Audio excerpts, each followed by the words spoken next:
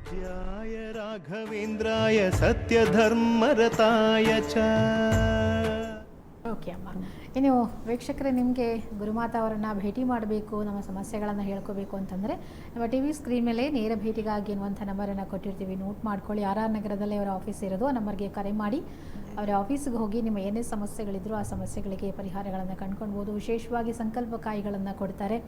ಆ ಸಂಕಲ್ಪಕಾಯಿಗಳನ್ನು ನೀವು ಮನೆಯಲ್ಲಿ ಇಟ್ಟು ಪೂಜೆ ಮಾಡೋದ್ರಿಂದ ನಿಮ್ಮ ಸಮಸ್ಯೆಗಳಿಗೆ ಅತಿ ಶೀಘ್ರದಲ್ಲಿ ಪರಿಹಾರವನ್ನು ಕಂಡುಕೋಬೋದು. ನಮ್ಮ ಧನ್ವಂತರಿ ಬಗ್ಗೆ ನಾವು ಮಾತಾಡ್ತಾ ಇದ್ವಿ, ಮುಂದುವರಿಸೋಣ. ಈಗ ಧನ್ವಂತರಿಗೂ ಗಣೇಶನಿಗೂ ಯಾವ ರೀತಿ ಸಂಬಂಧ? ಗಣೇಶನನ್ನು ಪೂಜೆ ಮಾಡಿಯೇ ಧನ್ವಂತರಿಯನ್ನು ನಾವು ಪೂಜೆ ಮಾಡಬೇಕು ಅಂತ ಹೇಳಿದ್ರಿ. ಮತ್ತೆ ಧನ್ವಂತರಿ ಗಿಡಗಳ ಬಗ್ಗೆ ಕೂಡ ನಾವು ಕೇಳಿದ್ದೀವಿ, ತುಂಬ ಇದೆ. ಏನು ವಿಶೇಷತೆ ಧನ್ವಂತರಿ ಗಿಡಗಳನ್ನು ಯಾಕೆ ಬಳಸ್ತಾರೆ? ನೋಡಿ, ಅದರಲ್ಲಿ ಎಲ್ಲಿ ನೀವು ಧನ್ವಂತರಿ ದೇವಸ್ಥಾನಕ್ಕೆ ಹೋದ್ರೂ ಸಹ ಎಲ್ಲ ಗಿಡಮೂಲಿಕೆಗಳಲ್ಲೇ ಇಟ್ಟಿರ್ತಾರೆ. ಒಂದು ಇದೂ ಸಹ ನೋಡಿ, ಬಿಲ್ಪತ್ರೆ ಮರ ಆಗಲಿ, ತುಳಸಿ ಆಗಲಿ, ದೊಡ್ಡ ಪತ್ರೆ ಆಗಲಿ, ಅದೇ ರೀತಿ ಒಂದು ಏನೋ ಹೆಸರು ಸ್ಮೆಲ್ ಬರುತ್ತೆ, ಆ ಗಿಡದ ಹೆಸರು ಮರ್ತುಬಿಟ್ಟಿದ್ದೀನಿ. ಸುಮಾರು 40 ವರ್ಷಗಳ ಕಾಲ ನಾನು ತಮಿಳ್ನಾಡಲ್ಲಿದ್ದೆ, ಹಾಗಾಗಿ ಎಷ್ಟೋ ಗಿಡಮೂಲಿಕೆಗಳನ್ನ ನಾನು ಮರ್ತುಬಿಟ್ಟಿದ್ದೀನಿ ಖಂಡಿತ. ಏಕೆಂದರೆ ಯಾವ ಜಾಗದಲ್ಲಿ ನಾವು ಹೋಗ್ತೀವೋ ಆ ವಿಷಯಗಳು ಅಲ್ಲಿ ಜಾಸ್ತಿ ಆಗ್ಬಿಡುತ್ತೆ, ನಮ್ಮನ್ನು ನಾವು ಮೈ ಮರ್ತುಬಿಡ್ತೀವಿ ಆ ರೀತಿ. ಹಾಗಾಗಿ ತುಂಬಾ ವಿಶೇಷತೆ ಇರುತ್ತೆ. ಹಾಗಾಗಿ ಆ ರಾಯರ ರಾಯರು ಬಂದುಬಿಡ್ತಾರೆ ಯಾವುದೇ ಹೇಳೋಕ್ಕೋದ್ರೇನು. ಆ ವಿಶೇಷತೆ ಧನ್ವಂತರಿ ಸ್ವಾಮಿಗೆ ಖಂಡಿತ ಮಾಡೋ ಅಂಥ ಪೂಜೆ ಆಗಲಿ, ಪುನಸ್ಕಾರ ಆಗಲಿ. ಅದೇ ರೀತಿ ನೋಡಿ, ಗಣೇಶನಿಗೂ ಅವ್ರಿಗೂ ಇರೋದಂಥ ಒಂದು ಬಂಧ ಏನು ಅಂತಂದರೆ, ಗಣಪತಿಯಿಂದ ಅವ್ರು ಪಡ್ಕೊಳ್ಳೋ ಅಂಥ ಒಂದು ಸಂಕಲ್ಪ ಗಣಪತಿಯಿಂದ ಅವ್ರಿಗೆ ಚಾರ್ಜ್ ಹೋಗ್ತಾನೇ ಇರುತ್ತಂತೆ. ಹಾಗಾಗಿ ಅಲ್ಲಿ ನಾಗದೇವತೆ ಸಹ ಇಟ್ಟಿರ್ತಾರೆ. ಧನ್ವಂತರಿ ಸ್ವಾಮಿ ದೇವಸ್ಥಾನಕ್ಕೆ ಹೋದರೆ ನಾಗದೇವತೆ ಸಹ ಇರ್ತಾರೆ. ಅದೇ ರೀತಿ ನವಗ್ರಹನೂ ಇಟ್ಟಿರ್ತಾರೆ. ಯಾಕೆ ಅಂತಂದರೆ ಇದನ್ನು ಎಲ್ಲನೂ ಮೂರನ್ನು ಯಾಕೆ ಇಟ್ಟಿದ್ದಾರೆ, ಯಾಕೆ ಮಾಡಬೇಕು, ಈ ಮೂರನ್ನು ದರ್ಶನ ಮಾಡಬೇಕು ಅಂತ ಅಂದರೆ ನೋಡಿ, ಗಣಪತಿನ ದರ್ಶನ ಮಾಡಿ ಧನ್ವಂತರಿನ ದರ್ಶನ ಮಾಡಬೇಕು. ಧನ್ವಂತರಿ ಸ್ವಾಮಿನ ದರ್ಶನ ಆದ ಕೂಡಲೇ ನವಗ್ರಹನ ದರ್ಶನ ಮಾಡಿ ಆ ನಾಗದೇವತೆನ ದರ್ಶನ ಮಾಡ್ಕೊತಾರೆ. ಯಾಕೆಂದರೆ ಶಾಪ ವಿಮುಕ್ತರು ನಾವು. ಧನ್ವಂತರಿ ಸ್ವಾಮಿ ಶಾಪ ವಿಮುಕ್ತರು. ನಮಗೇನೇ ಶಾಪ ಇರಲಿ, ಏನೇ ಪಾಪ ಇರಲಿ, ನಮ್ಮ ಮೇಲೆ ನಡೀತಾ ಇರೋಂಥ ಎಂಥದ್ದೇ ಆಗಿರಲಿ ದೇಹದಲ್ಲಿ, ಅದನ್ನು ವಿಮುಕ್ತರು ಮಾಡೋದಕ್ಕೆ ಅವ್ರಿಗೆ ಅಷ್ಟು ಶಕ್ತಿ ಇದೆಯಂತೆ. ಹೇಗೆ ಅಂತ ಅಂದರೆ, ಆ ಎಣ್ಣೆ ತೊಗೊಂಡೋಗಿ ಎಳ್ಳೆಣ್ಣೆ ತೊಗೊಂಡೋಗಿ ಭಗವಂತನಿಗೆ ಕೊಡುವಾಗ 1 ಸೆಕೆಂಡ್ ಗಣಪತಿ ಹತ್ರ ಪ್ರಾರ್ಥನೆ ಮಾಡಬೇಕಂತೆ. ಭಗವಂತ, ನಾನು ಇದು ಧನ್ವಂತರಿ ಹತ್ರ ಹೋಗ್ತಾ ಇದ್ದೀನಿ, ಅವ್ರು ನನಗೆಲ್ಲ ಸಲಹೆನೂ ಕೊಡಬೇಕು, ನನ್ನ ಆಶೀರ್ವಾದ ಮಾಡಬೇಕು ಅಂತ ಪ್ರಾರ್ಥನೆ ಮಾಡಿಬಿಟ್ಟು ತೊಗೊಂಡೋಗಿ ಕೊಡುವಾಗ ಖಂಡಿತ ಭಗವಂತನಿಗೆ ಆಶೀರ್ವಾದ, ಎಣ್ಣೆಯಲ್ಲಿ ಅಭಿಷೇಕ ಮಾಡ್ತಾ ಮಾಡ್ತಾ ನಮಗೆ ಆಶೀರ್ವಾದ ಸಿಗುತ್ತಂತೆ. ನಮ್ಮ ಅಂಗಾಂಗನೂ ಸರಿ ಆಗ್ತಾ ಇರುತ್ತಂತೆ. ಹಾಗಾಗಿ ಗಣಪತಿಗೆ ಧನ್ವಂತರಿ ಸ್ವಾಮಿ ಗಣಪತಿ ಹತ್ರ ಒಂದು ಪರ್ಮಿಷನ್ ಕೇಳ್ತಾರೆ. ನಿಮ್ಮ ಭಕ್ತರು ಬರೋ ಅಂಥವರೆಲ್ಲ ನನ್ನ ಹತ್ರ ಬಂದು ಯಾರೇ ಆಗಿರಲಿ ನನ್ನ ಅಭಿಷೇಕ ಮಾಡುವಾಗ ಖಂಡಿತ ಅದನ್ನು ನಾನು ಸರಿ ಮಾಡಿ ಕೊಡ್ತೇನೆ ಅಂತ ಹೇಳಿ ಅರನ ಮಗನ ಹತ್ರ ಪರ್ಮಿಷನ್ ತಗೊಂಡು ಹರಿಯಾಗಿದ್ದಂಥ ಆ ಧನ್ವಂತರಿ ನೋಡಿ, ಅರನ ಮಗನಿಗೂ ಹರಿಗೂ ಎಷ್ಟು ಬಂಧ ಇದೆ. ಆ ಧನ್ವಂತರಿ ಸ್ವಾಮಿ ಮಹಾವಿಷ್ಣುವಿನ ಅವತಾರ ಆದ ಆ ಧನ್ವಂತರಿ ಸ್ವಾಮಿ ರೂಪ ಹೇಳ್ಬೋದು ನಾವು. ಶ್ರೀರಾಮಚಂದ್ರ ಮೂರ್ತಿ ಸಹ ಬರ್ಬೋದು. ಆ ಥರ ಇರುವಾಗ ಸರಿ ಆಗಬೇಕು ಅಂತ ಆ ಗಣೇಶನು ಸಹ ನಮಗೆ ಆಶೀರ್ವಾದ ಮಾಡ್ತಾರಂತೆ. ಅದಕ್ಕೋಸ್ಕರ ಹೇಳೋದು, ಎಲ್ಲೇ ಹೋಗಲಿ ಗಣಪತಿನ ದರ್ಶನ ಮಾಡಿಬಿಟ್ಟು ಧನ್ವಂತರಿ ದರ್ಶನ ಮಾಡಿಬಿಟ್ಟು ನವಗ್ರಹ ಪ್ರದಕ್ಷಿಣೆ ಮಾಡಿ ಹಾಕ್ಬಿಟ್ಟು ಖಂಡಿತ ಬರಬಾರ್ದು.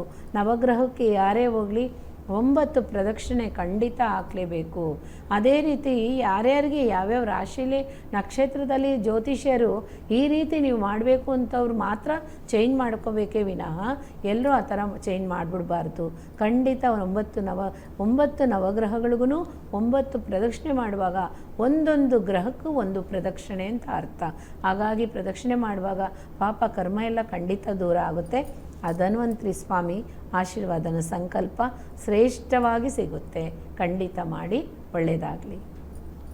ಓಕೆ ಮಾ, ಧನ್ವಂತರಿಯ ಬಗ್ಗೆ ಒಂದೊಂದು ವಿಶೇಷವಾದಂಥ ವಿಚಾರಗಳನ್ನು ತಿಳಿಸ್ಕೊಡ್ತಾ ಇದ್ದೀರಾ. ಇನ್ನು ಆರೋಗ್ಯ ಸಮಸ್ಯೆ ಇರುವಂಥವ್ರು ಅಥವಾ ಗರ್ಭಕೋಶದಲ್ಲಿ ಸಮಸ್ಯೆ ಇರುವಂಥವ್ರು, ಮಕ್ಕಳಾಗದೇ ಇರುವಂಥವ್ರು ಒಂದಷ್ಟು ಸಮಸ್ಯೆಗಳನ್ನು ಫೇಸ್ ಮಾಡ್ತಾ ಇದ್ದಾಗ ರಾಯರ ಮಂತ್ರ, ಯಾವ ಮಂತ್ರವನ್ನು ಪಠಣೆ ಮಾಡಬೇಕು? ರಾಯರ ಅಷ್ಟೋತ್ತರ ಮಂತ್ರವನ್ನು ಪಠಣೆ ಮಾಡಬೇಕಾ ಅಥವಾ ಬೇರೆ ಬೇರೆ ಮಂತ್ರಗಳಿದೆ? ವಿಶೇಷವಾದಂಥ ಮಂತ್ರದ ಬಗ್ಗೆ ಹೇಳೋದಾದ್ರೆ ಗುರುರಾಯರ ನನಗೆ ನೋಡಿ ಎಷ್ಟೋ ಇದೆ, ಬುಕ್ಸು ಸಹ ನಾನು ಇಟ್ಕೊಂಡಿದ್ದೀನಿ, ನನಗೂ ಸಹ ತಂದುಕೊಡ್ತಾರೆ, ನಾನು ಇಟ್ಕೊಂಡಿದ್ದೀನಿ, ಪೂಜೆ ಮಾಡ್ತೀನಿ ಅಷ್ಟೇ ವಿನಃ ನನಗೆ ಶ್ರೇಷ್ಠತೆ ಆದ ಮಂತ್ರ, ನಾನು ಮಾಡಿಕೊಡೋ ಅಂಥ ಮಂತ್ರ ಪೂಜ್ಯಾಯ ರಾಘವೇಂದ್ರಾಯ ಸತ್ಯ ಧರ್ಮರತಾಯ ಚ ಭಜತಾಂ ಕಲ್ಪವೃಕ್ಷಾಯ ನಮತಾಂ ಕಾಮಧೇನುವೆ. ಈ ಮಂತ್ರ ಮಹಾಮಹಿಮ ಮಂತ್ರ. ಈ ಮಂತ್ರ ಹೇಳಿದ್ರೇ ಸಾಕು, ಇವಾಗ ಬರ್ತಾ ಇರೋ ಮಂತ್ರಕ್ಕೆಲ್ಲ ಅಡ್ಜಸ್ಟ್ ಆಗೋಗ್ತೈತೆ. ಕಾರಣ ಏನು ಅಂದರೆ ಅಪ್ಪಣ್ಣಾಚಾರ್ಯರು ಅಷ್ಟು ಅವತಾರದಿಂದ ಬಂದಂಥ ಅವರು, ಅಪ್ಪಣ್ಣಾಚಾರ್ಯರು ಒಂದು ಅವತಾರ ಮಹಾನುಭಾವನೆ, ಅವ್ರು ಮಾಯ ಆಗಿದ್ದಾರೆ. ಹಾಗಾಗಿ ಅವ್ರು ಎಲ್ಲಿದ್ದಾರೆ ಏನಿದ್ದಾರೆ ಈ ದಿನವರೆಗೂ ಅವರು ಇದು ಎಲ್ಲೂ ಸಿಗಲಿಲ್ಲ. ಹಾಗಾಗಿ ಆ ಮಂತ್ರ ರಾಘವೇಂದ್ರ ಸ್ವಾಮಿ ಮಂತ್ರ ಫಸ್ಟ್ ಮೂಲ ಮಂತ್ರನೇ ಪೂಜ್ಯಾಯ ರಾಘವೇಂದ್ರಾಯನೇ. ಆ ಮೂಲ ಮಂತ್ರಕ್ಕೆ ಈಡಾಗಿದ್ದು ಯಾವುದು ಮಂತ್ರನೂ ಇಲ್ಲ. ಹಾಗಾಗಿ ನನಗೆ ಕೊಟ್ಟಂಥ ಭಗವಂತ ಮಂತ್ರ ಅದನ್ನು 2 ಮಾತ್ರನೇ ನಾನು ಪಠಣೆ ಮಾಡ್ತೀನಿ ವಿನಃ ಬೇರೆ ಯಾವುದೂ ಇಲ್ಲ. ಹಾಗಾಗಿ ರಾಘವೇಂದ್ರ ಸ್ವಾಮಿಗೆ ಫುಲ್ ಇದೆ, ಇಲ್ಲ ಅಂತ ಇಲ್ಲ. ಅಷ್ಟೋತ್ರ ಮಂತ್ರ ಇದೆ, ಬೇಕಾದಷ್ಟು ಅವ್ರನ್ನ ಪೋಟ್ರಿ ಮಂತ್ರ ಇದೆ, ಹೇಳ್ತಾನೆ ಹೋಗ್ತಾನೆ ಇರ್ಬೋದು, ಬೇಕಾದಷ್ಟಿದೆ. ಆದರೆ ಪೂಜ್ಯಾಯ ರಾಘವೇಂದ್ರಾಯ ಪೂಜ್ಯಾಯ ರಾಘವೇಂದ್ರಾಯ ಸತ್ಯ ಧರ್ಮರತಾಯ ಚ ಭಜತಾಂ ಕಲ್ಪವೃಕ್ಷಾಯ ನಮತಾಂ ಕಾಮಧೇನುವೆ. ಈ ಮಂತ್ರದಿಂದನೇ ಸಕಲನೂ ನಾನು ಸಕ್ಸಸ್ ಮಾಡಿಕೊಡ್ತಾ ಇರೋದು. ಆ ಮಂತ್ರ ಮಾತ್ರನೇ ನನಗೆ ಅದನ್ನು ಸಕ್ಸಸ್ ಮಾಡ್ತಾ ಇರೋದು ಖಂಡಿತ. ಮತ್ತವ್ರಿಗೆಲ್ಲ ನಾನು ಓದ್ತೀನಿ, ಅದು ಅಷ್ಟೋತ್ರ ಮಾಡ್ತೀನಿ ಅನ್ನೋರು ಖಂಡಿತ ಮಾಡ್ಬೋದು, ತಡೆ ಏನಿಲ್ಲ. ಓಕೆ ಅಮ್ಮ, ಇವತ್ತಿನ ಕಾರ್ಯಕ್ರಮದಲ್ಲಿ ಭಾಗವಹಿಸಿ ಧನ್ವಂತರಿ ಹಾಗೆ ಗಣೇಶನ ಬಗ್ಗೆ ಒಂದಷ್ಟು ವಿಶೇಷವಾದಂಥ ಮಾಹಿತಿಗಳನ್ನು ತಿಳಿಸ್ಕೊಟ್ರಿ. ಇನ್ನು ನಮ್ಮ ಗುರುರಾಯರನ್ನು ಒಲಿಸ್ಕೊಳ್ಳೋದು ಹೇಗೆ ಅಂತ ಕೂಡ ತಿಳಿಸ್ಕೊಟ್ಟಿದ್ದಾರೆ. ಕಾರ್ಯಕ್ರಮದಲ್ಲಿ ಭಾಗಿಯಾಗಿದ್ದಕ್ಕೆ ತುಂಬ ಹೃದಯದ ಧನ್ಯವಾದ. ನಿಮಗೂ ಸಹ ಥ್ಯಾಂಕ್ಸ್ ಅಮ್ಮ. ಎಸ್, ನೋಡೋದ್ರಲ್ಲ ವೀಕ್ಷಕರೇ, ನಿಜಕ್ಕೂ ರಾಯರ ಮಹಿಮೆಯ ಬಗ್ಗೆ ಮಾತನಾಡ್ತಾ ಇದ್ದರೆ ಗಂಟೆಗಳೇ ಸಾಕಾಗಲ್ಲ, ಸಮಯ ಮುಗಿದು ಹೋಗೋದೇ ಗೊತ್ತಾಗೋದಿಲ್ಲ.